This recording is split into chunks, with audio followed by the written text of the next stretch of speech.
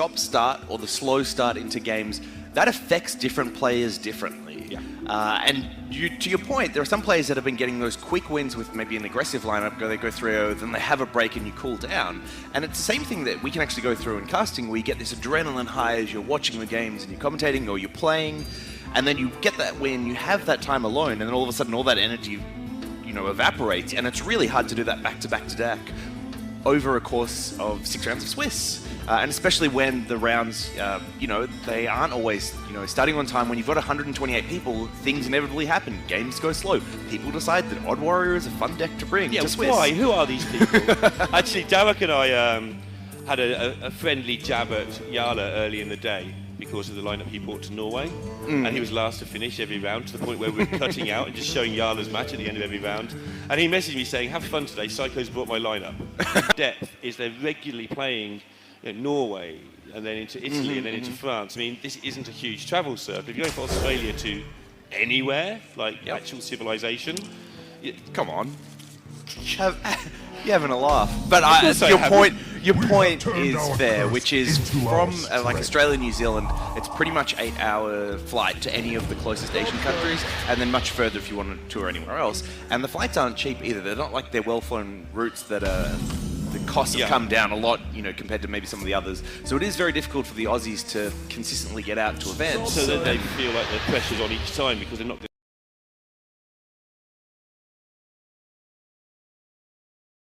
to get another chance for a little while. All right, so let's jump into game 1 here, where Muzzy's Shadowhawk Shaman is up against Kuonet's even lock here. And it is a matchup where I would expect Shadowhawk Shaman to be favourite, just given the removal and stall tools it has. They're very effective against the Evenlock. But as we saw in the last series, Evenlock can find ways to get wins that you wouldn't necessarily expect. So can you maybe tell us a little bit more about how Kuonet can actually pull a win out in this matchup? Yeah, so hit him. Hit him. Looking at this particular hand, good. it's sort of biased my thinking of how this particular game is going to go, because he has got the Giants and the Drake's draw, which means that he can negate the Volcanoes quite easily by having the high health minions. If he can get something to stick and doesn't get hexed, that means as soon as he gets to something like 15 health on the board, he can go as wide as he likes, and then he's only worrying about getting Electra into Lightning Storm or Electra into Volcano. And you do worry about mind control techs as well, which run around. It again, depends on how wide you go. You go to 3, and then suddenly you spam the board with 3 minions in a turn and just take your chance. Is a way through. But yeah, definitely a problem, especially when your opponent has this hand, which is Muzzy has basically got everything he needs apart from a life drink already. Well, that is true. Like, the combo pieces are there. He can get that online as quick as possible. But the thing for the Shadowhawk Shaman is what you really desperately want are the early answers to the big threats, because that's how the Evenlock wins. You play a couple of Mountain Giants and they just go face a lot. So for Muzzy not to have hit the Hex here is a really big deal. And we will definitely see the far side, I believe, come out trying to hit that. Well, let's see if he Glacial Shards, and he might Zola the Shard just to keep his Giant under control. I like that. It's a much safer play. This way, yeah, it looks really weird because this isn't like a natural looking play, but it's almost like a Quest Rogue sort of play. Yes, yeah, it's exactly what I was thinking when you see the Glacial Shard being bounced back. And he's got another one. Oh, he has got the other one for the Zola, but he's got a chance of getting even another one. He's just going to get a long way here towards getting everything completed. And the reason why I didn't mind just playing the Glacial Shard on the far side if it didn't hit was simply because I can't see Kuonet investing a Defile into a Glacial Shard by itself on turn 5, but I'm proven wrong, and this, I guess, is part of what makes Muzzy great. He can see that this is actually a line that Kuonet would consider over something like a Drake. Yeah, and that is exactly what makes him great. Those decisions where he knows how good Kuonet is for... And I actually finally had the opportunity to apologise to Kuonet for how I treated him in last year or two. But he understands how good Kuonet is, especially now, when Kuonet, with those nerves we talk about, they've settled over the last few months, and he is extremely powerful player. Yeah, he's definitely a name that's been popping up over and over again. Yeah, he's made 3 top 16s, but he's gone fairly deep, like top 8s in I think all of them. In the last couple of events, he went to Buenos Aires and to Oakland and had great results there. So he gets to play in a lot of different tournaments, and Muzzy will know that. All right, so Muzzy has navigated these early turns surprisingly well, and it can't be understated. Kuonet did have that Mountain Giant to play on 4, and despite that, Muzzy hasn't taken any face damage yet, and he's been able to develop the Grumble, all while still leaving the Mountain Giant on the board. It's very surprising.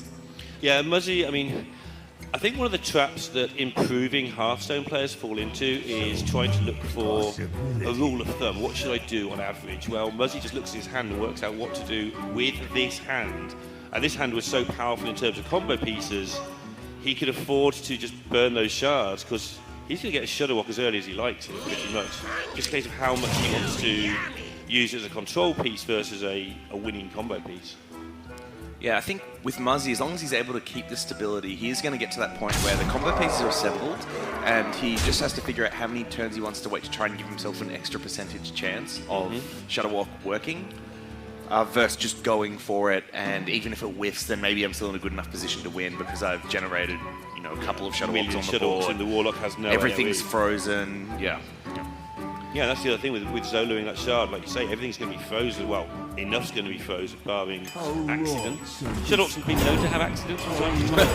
Yeah, just when you need them to work most. That's unfortunately when they seem to have those accidents. And again, not even taking a value trade here, just getting rid of the scary minion.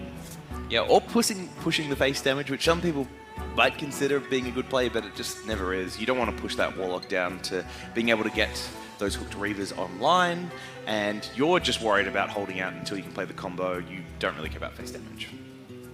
This means that his next turn, probably just going to be able to life drink and shard again to buy himself one extra turn and a much better walk. I love that it's got wok in the name. I just think it should be like stir frying every time. Yeah, I've made several references already on this trip to the Shudderwock. Yeah, etc. Fairly obvious things that I would never say on cast. I'm funnier than that. Are you like the Migos song? Walk it, like a talk it. Yeah, walk there it, we go. walk it. It's just like being with Dr. J all over again. I don't know if that's a good thing. Sorry, Dr. J, if you're listening. Don't never apologise. See, I've worked with Jackson before, and you know, apologising to people for the burns you send them. Something that Sottle taught me. You just don't apologise ever. Just do it. And that's why Sottle has so many friends and loved ones around him. Exactly. Oh, we laugh. So Muzzy is just going to be as greedy as he wants here now. Yeah, and He's got to be a tiny bit careful, but next turn should be great. it is great in terms of setting up that Shudderwock. I mean, he still has to avoid it whiffing on. Like the chance is pretty low, right? Has he got 1 or 2 Serenites in the pool? I think it's just one. No, he had 2 in his opening hand, didn't he? Yes, I think he did. I So he think must it's have 2, and he's played the Grumble and the Zola. So the odds of it missing is a 1 in 2 and then a 1 in 3. Yeah. So 1 in 6 that it whiffs. He should be fine. And even if it whiffs, he's going to have a good board. So. He'll have 3 6/6s, everything frozen, potentially actually have stolen something as well, depending on how Kuonet's turn plays double out. lightning storm in case of emergency. Yeah. And don't forget, for all this talk, Kuonet is down to 15, so 3 6/6s and a frozen board is pretty catastrophic. You do the math. Don't make me do math. You might be in the wrong profession. Good point. I can't speak and I can't do math. Apart from that, I'm perfectly qualified for this job. And you throw insults without abandon. I've always done that. Yeah. I'm not. That makes me unqualified for any job. And now Muzzy picking up the MC Tech, if he feels he can hold on for one more turn, can actually add that into the pool and make his board better at the same time. So the interesting thing is, if he decides to go now, his odds are actually lower than 1 in 6 because the Zola can hit any of the minions on the board, so it becomes much worse. And there's a chance that the Glacial Shards whiff, as you say, and that does open up some potential lethal opportunities if the Shudderwock whiffs and it doesn't freeze correctly. So Muzzy is still going to go for yeah, it. the MC Tech play relies on a Ziliax or a double lightning storm, and none of them is that fun. So I think this is just better. Like you said, there is a bad possibility of things going horribly wrong here. Right, and he's missed it. Wow. At least he's got a lot of card draw. Don't think The so, problem maybe. is he's dead on 4, depending on where these Glacial Shards hit. That's a miss. That's missed. Yeah, that didn't end well. Oh. And Kuonet does have the option to spellbreak his own minion, so he can attack with it. So he is going to have lethal damage. Kuonet's got 15 on board. Plus he spellbreaks his own Twilight Drake to unfreeze Oh, it. of course. That's just going to be game. Wow. Oof. Was it? Are you sure the double lightning storm Ziliax wasn't correct? I'm not sure at all, but I think Muzzy weighed it up very carefully. And I mean, the Shutterwalk throws the same minion twice at the start, then it missed entirely. It was just not fun. The Zola bounced back from the wrong minion, so everything just went wrong there for him. Yeah, I mean, I guess you do have to consider that the Shutterwalk effectively was about a 1 in 6 that it stuffed up. Let me just check. I thought Token Druid was dead in the water. I'm just used to saying that Muzzy runs Token Druid. Yeah. It wasn't me that was saying it was Token Druid. It was you that was telling me. No, it's actually Malagos. Yeah, okay. So it's an identical matchup. So yeah, not quite as amazing as I thought. Yeah, so this is, I guess, similar to the last match we had on stream as well, where the lineups were more or less identical in the sense of the archetypes and the classes they brought. And then the split came down to which one banned Druid and which one banned Hunter, and that was split 50-50, and we can see it again. So it actually does seem like that's a live choice in some of these matchups as to which one you'd rather leave up. And I can't tell if that's because people have different ideas on the percentage to win, or it's just I prefer playing against this deck and that's why I leave that one up. But they're statistically about the same. It's kind of the same thing as well. Like, I think when we talk about percentages, we forget that people are better and worse at some matchups. Right, and people are better and worse at piloting decks. Like, some people are experts at Quest Rogue and other people are expert at control decks. And so while there's a theoretical percentage that every matchup has, your bias towards a type is going to completely change what those odds are for you. Yeah, we saw Hypno playing in Oslo, playing even Paladin. And everyone knew that most of the matchups he was playing were 50-50, but we also discussed it. I think Hoy had to play in the top 8. And you're 40-60 against Hypno because that's all he's played for 2 months. And he just kept sweeping people with a Paladin deck because he's just got a massive edge because he knows all the intricacies. The other people they're roping every turn from turn 1, trying to work out what on earth's going on. What they're meant to be doing. So Kuonet knows what he's meant to be doing here, though. Get that damage in before that Spreading Plague comes down. And in fairness, Spreading Plague is a mere speed bump against 5/5s anyway. Yeah, and Kuonet really did have that great start where you've got the egg, you get the Death Rattle onto it straight away, and Muzzy has at least found a bit of ramp, so he's by no means out of this, but it is one of those matchups where you really feel like the Hunter does have a pretty good edge. Yeah, especially when it does this. Ooh. So Muzzy teeing up the Spellstone for next turn there. Oh wow, that's a great draw for Kuonet. Yeah, Muzzy's reaction to this is going to be pretty upset, I should think. And you can almost see it happening where he plays the Plague because he knows he has to, and then the Mossy Horror just does Mossy Horror things. Yeah. Muzzy's reaction, by the way, he didn't blink at all. He just looked exactly the same. Oh, that's his disappointment face, don't you worry. As opposed to this one, which is excited face. This is his excited face. This is like confidence. I'm getting back into this. Yeah, this I'm is building in. Face. There is the minion that is actually going to save the lethal because of the 1 damage he did last turn. Muzzy drops his head. He knows that's a back-breaking play. Yes, he may be technically alive, but I believe he has to hit the Spreading Plague here to even be in this, and even if he did hit it, it's not going to be enough. So double Bind Control tech can steal 2 minions, but there's still just way too much damage on the board. Yeah, you can double Bind Control tech with the Floop and then naturalize 1, but they still have 5 damage left on board at minimum every time you're on 5 and still the hero power, so that was all she wrote. Wasn't much to say about that one. And I'm pretty sure in his sleep he's still got an iPad beside his bed making plays, grinding on the ladder. So he's the type of guy that doesn't strike me as getting burnt out or having that energy sapped as a result of playing many games like this, regardless of whether it's on stage, on stream. How do you sap your energy looking like that all day? I mean, the weird thing is Muzzy's actually, when he's out and about, a really lively guy a lot of the time. But when he's on the Hearthstone circuit, he's so good at just not wasting any energy whatsoever. Just ultimate chill guy. All right, so Kuonet has to get a win with the Shutterwalk, and he's going to have 3 chances to do it, but may not need it because the Kelesith on 2 has already come out, and we can see other combo pieces that can be quite important in Zola and Grumble already in hand, and Muzzy on the other side has failed to hit Wild Growth for a consecutive game and doesn't even have Nourish at the moment. Now he can just play out that Mind Control tech for tempo, but you can see from his face he ain't about that. He's not very keen to do it. But I think he has to. He doesn't really have a choice. And the realistic thing about this matchup is the Mind Control often doesn't have a good target to hit. Yeah, so just challenging the board early on, and he'll worry about the rest later. Especially something like a Manatide Totem was to come down, you really already want to have that 3-3 on to try and manage that.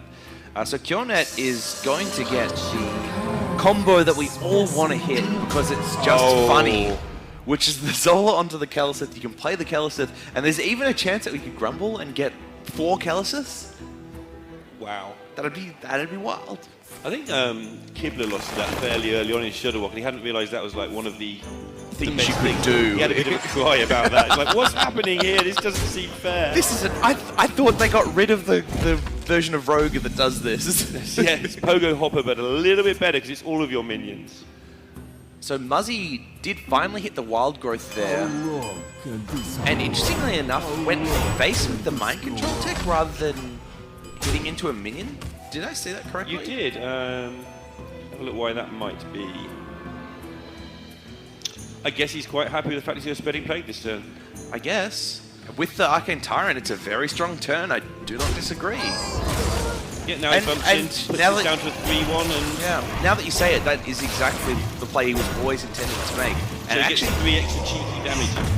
the way that it plays out is actually very interesting because it signals to Kuonet that Spreading Plague's in hand, but he decided not to play around that and just play the Saronite Chain Ganks into it. And part of his reasoning for why, at least, must be that I've got this Grumble, and if he's going to let me have these minions stay on board, then I've got tons of cool things I can do in the following couple of turns.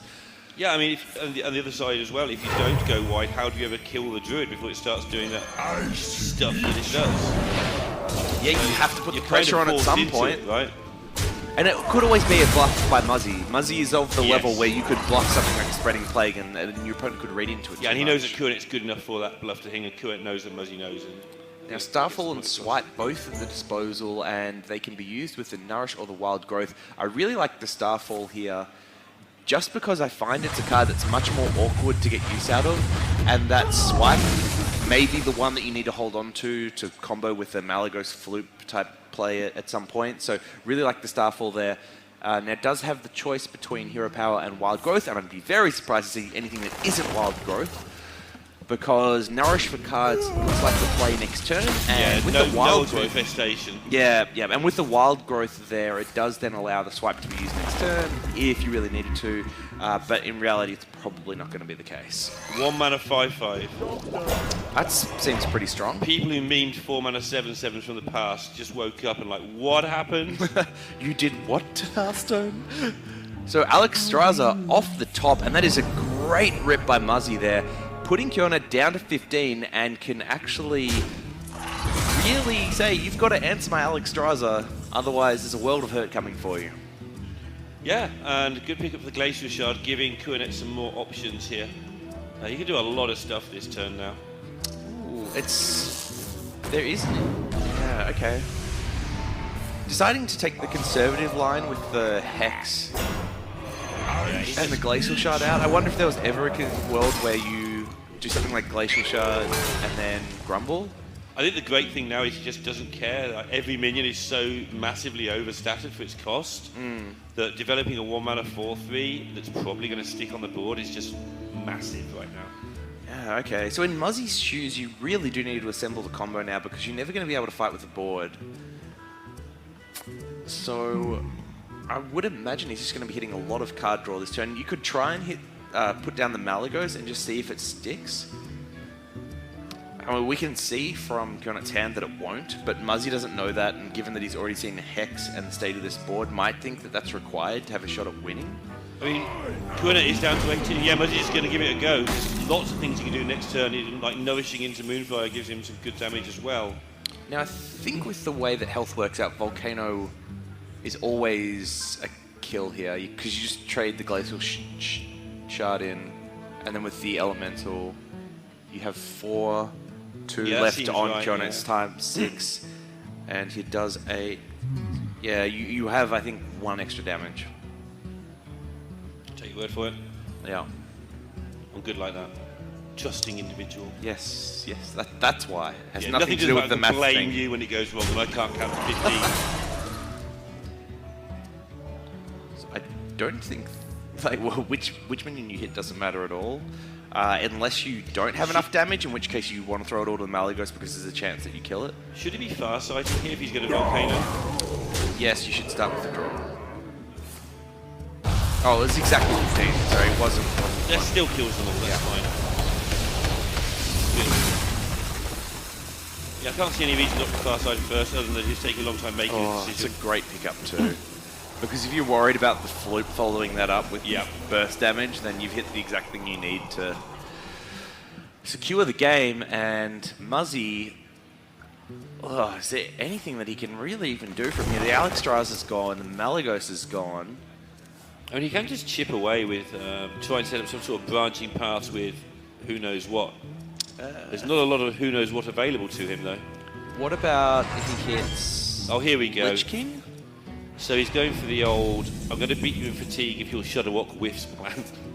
But I don't know how he's going to kill all these minions. Yeah. He's got a couple of naturalizers available. But when you've got the double Kelithith gone, and the Shudderwock will actually put more Kelithiths into the pool as well, even if it whiffs, it does seem very hard to... Yeah, if the Shudderwock comes down, the minions are just going to be absurd.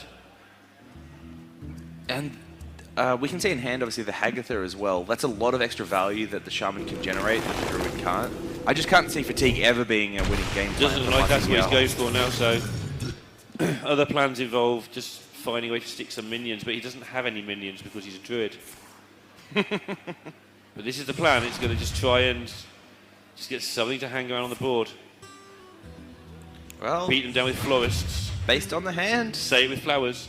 Say it with flowers? Say it with flowers. Say it with flowers. Yeah, this used to be an old English advert for Interval or something. That sounds like a Valentine's Day scam. Yeah, so you use the florist, you just hit them in the face with it, and you say it with flowers, right? I'll take your word for it. I don't know. So the other minion... I thought Aussies had a sense of humour.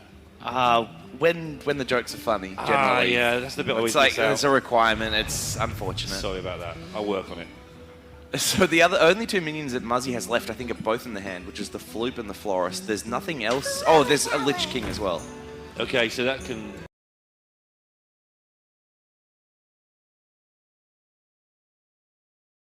Old English advert for Interval or something. That sounds like a Valentine's Day scam. Yeah, so you use the florist, you just hit them in the face with it, and you say it with flowers, right? I'll take your word for it. I don't know. Would be good. Muzzy would already be dead anyway.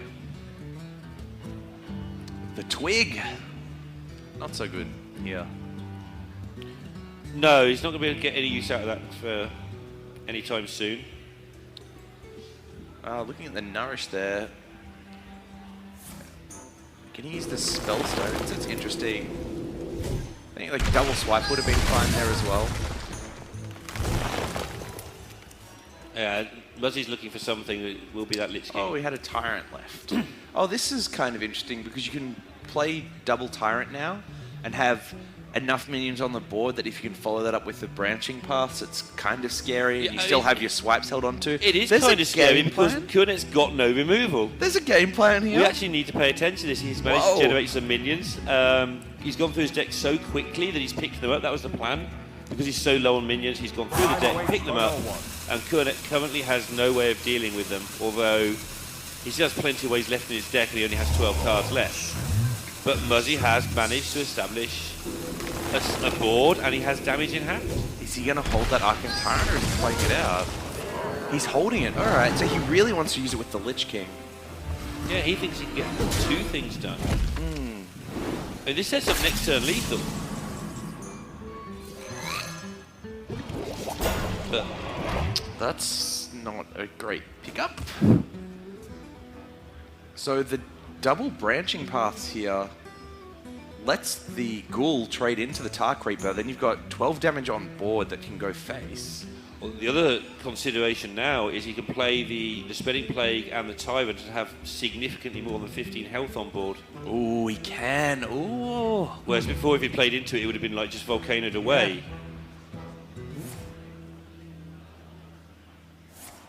But I think... So Volcano would have come down that turn anyway if it was held in hand. So he's probably got a good read that Volcano's not around. Yeah. But then So, yeah, it won't does be make enough you now wonder, anyway. like, what was the best way to finish the rest of this turn? And was Twig better than doing spreading play Arcane Tyrant? And I guess not. And I'm not sure about the naturalized play here either. Pushing damage. But it puts Kuonet down to 5, which means that UI and the swipes, he could actually win this. Oh, Electra. But if Kuonet... Yeah, he can Lightning Storm and Healing Ray, so he's fine. Oh, wow. But that was so close from Muzzy, and you were talking about that 0.1%. He made it look like 3% the way he played that. I just wonder whether that line was good, where you play the naturalized to get through the taunt rather than... I think he committed to, like, I have 1 or 2 turn window in some situations where maybe I don't lose this. And he's got to do it so quickly that even though you're giving your opponent the cards, if he tries to grind it out, we can see the hand, which makes it harder. But I think he knew there's random cards, actually. So the bottom 2 cards in this deck are really infuriating if you're in Muzzy's shoes, because they're 2 of the highest value cards in the situation, which is, of course, Malfurion the Pestilent, which gives you more burst damage as well as board presence, and then Lich King, which has been holding that floof onto the combo with. So if he didn't use Naturalize, then he couldn't have set up next turn lethal. And so Kuonet gets 1 of the extra cards anyway, because he waits for an extra turn. It's interesting. He wouldn't have had the Electra. Yeah. Yeah, if Naturalize hadn't been played. But then if he picks up Hex, I don't think we've seen all the Hexes, so that just puts you down to only 4 attack next turn. And ooh, that's a great pickup for Kuonet there. The Crushing Hand can just get rid of that Arcane Tyrant, taking 3 damage off the board. And I must say, his Hagathas have been below average in terms of what he's drawn so far. So to pick up 1 that helps him there, definitely... He's like 2 off lethal again, right? Is it? So double swipe with the hero powers 11, 1 on board. That does put Kuonet down to 2. I mean, he doesn't have to do that, but... Well, why wouldn't you? Just Lich King and hit them in why the face. Why wouldn't you? Kuonet's got 1 Healing Rain left. Okay, he's going to do it this way. Yeah, I like this a lot. And this is why Muzzy gained all that armor. Not only was he rifling through his deck, but it's bought in his time. And I've written him off this game 2 or 3 times. Sorry, Muzz, when you watch the VOD, but this is incredible. I think if Muzzy wins, he doesn't mind what we said during the cast. Ooh, and that's a whiff. Can Manatide Totem pull something out? The lightning is not enough, and that means Muzzy's actually going to find the win and an insane game. Oh my god. And he's not even smirking. I think I would be smirking quite a lot right now. Just another day in the office for Muzzy. That is an absolute classic of a game. Wow. That's insane. He worked out what he could beat. Kuonet had the hand that Muzzy could beat, and Muzzy beat him. Just forcing damage, making sure he had enough armor to withstand fatigue and, you know, a couple of hits, and using his damage. I think he had a different situation, but Muzzy now into the even Warlock, so... And Muzzy has hit the card that is required to win this matchup, I'd almost say. That's the Mountain Giant. You want to get that face damage as soon as possible. People say, in this matchup, you effectively have to play the Even Warlock like an aggro deck. You want to get the most attack power on board as soon as possible and just send it up top. And hope that the Shadowwalk Shaman doesn't have great answers. Now, of course, with the way the deck is teched, it definitely does. There's lots of taunts in there. You've got Freeze on the Glacial Shard. You've got Hex as well for the Mountain Giants. But it doesn't have the consistency that even Warlock does, because obviously it doesesn't have access to that hero power. Yeah, it has its very bad equivalent, which is Manatide Totem, but the Hex, as you hear the ooh from JD there, it's ripped off the top, going to put Kuonet in at least the ability to get through the early game. Muzzy's just picking up Gul'dan, so the mid game is also going to be tough for Kuonet. It's actually just such a good opening for Kuonet. Now, the way that changes so rapidly, because the Manatide Totem's now gotten 2 draws, which is fantastic. It's really crucial because it does counteract that Warlock hero power we were talking about, and he's answered the biggest threat. And so Muzzy's now looking at a board where he wants to remove the Manatide Totem, but then also needs to develop he's got a chance of winning. Yeah, what you sometimes see happen here is people just leave the Manatide up. It's too early to go for those shenanigans. He's still just going to keep on fighting the board. And Kuonet's been great at hitting the Keleseth fairly early on, turn 5 this time.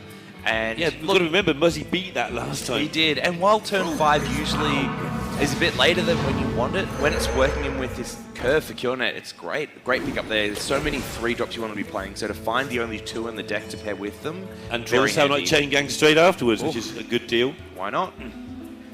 Absolutely huge, of course. Kuonet against things like Hellfire, or specifically Hellfire, just gets it out of range of the easy Hellfire away. Oh, this is not looking great for Muzzy. Oh well, really? We said that last game. Yeah, sure. It hasn't stopped him in the past, but it is that type of opening where you have the first Mountain Giant hexed, you want to have another big minion to follow it up, whether it be a Drake, whether it be the other Mountain Giant, and none of that's really happened. This 4-4 is some pressure, but Muzzy's probably about 4 attack less on the board than what he'd ideally be at this point. Yeah, needs that second Giant or the Drakes or the Reavers or something, and none of it's happening for him right now. And Kuonet's a long way ahead in card. He's level on cards with an even lot, which is basically a long way ahead of where you should be. It's like being level on mana with a Druid. It's like, yeah.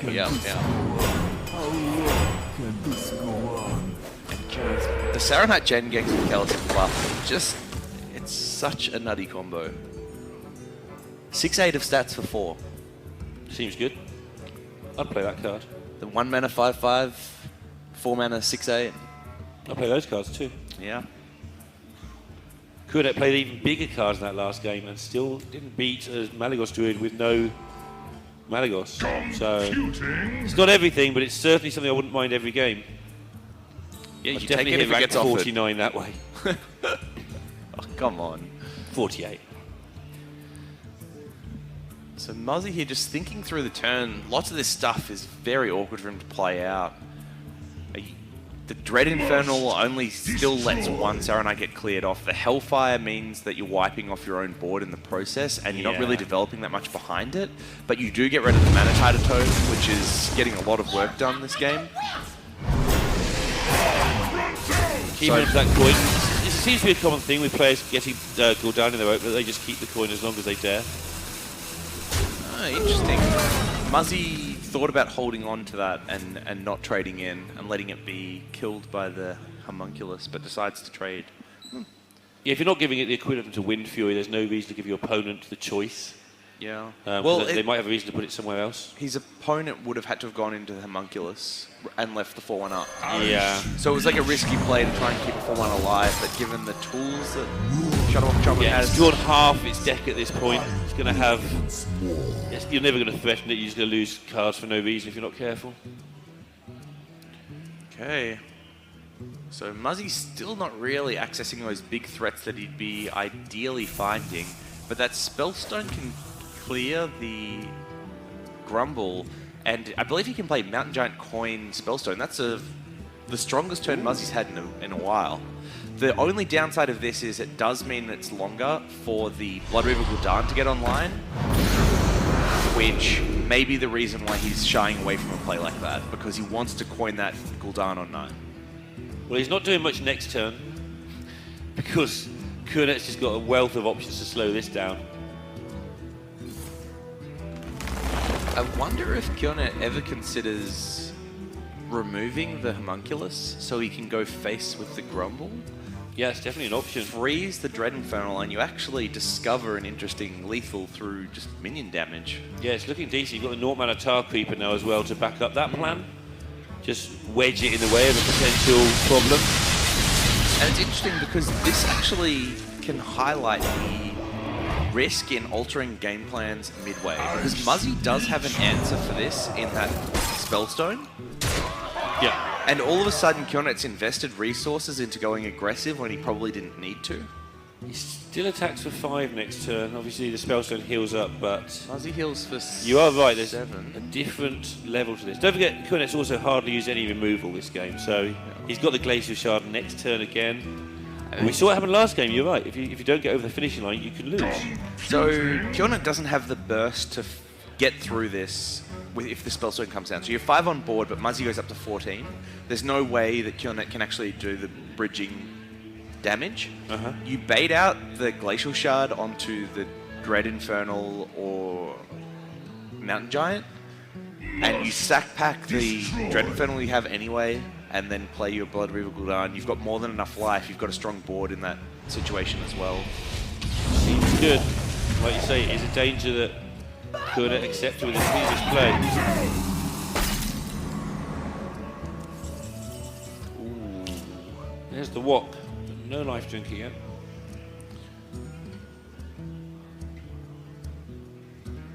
So Kuonet weighing up the options here. The Glacial Shard obviously can freeze up that Dread Infernal again.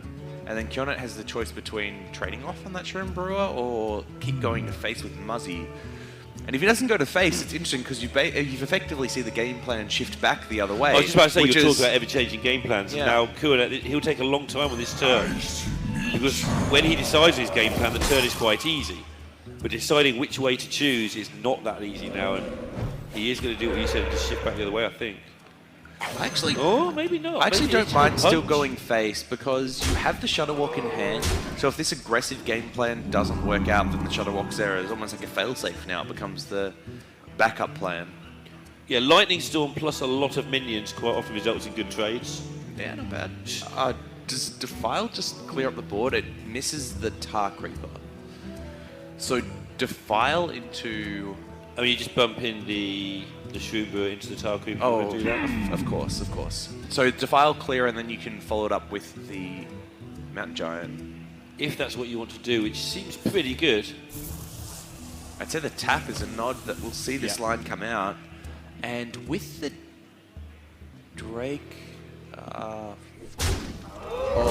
so he could actually play the Mountain Giant first and then coin the Drake afterwards and fit all of it in. The coin, You give out a lot of...